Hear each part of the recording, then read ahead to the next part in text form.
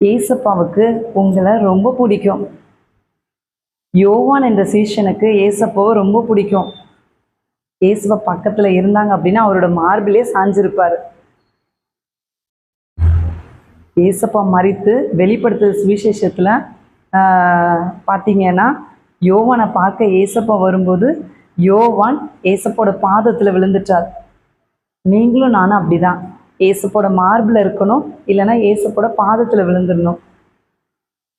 எனக்கு பிடித்த பாடல், உம் மார்பினிலே சாய்ந்திருக்கணும், உம் அன்பினிலே நிலைத்திருக்கணும், உம் மார்பினிலே சாய்ந்திருக்கணும், உம் அன்பினிலே நிலைத்திருக்கணும்.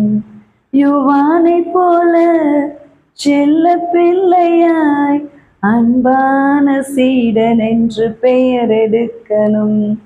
யுவானை போல செல்ல பிள்ளையாய் அன்பான சீடன் என்று பெயர் எடுக்கணும்.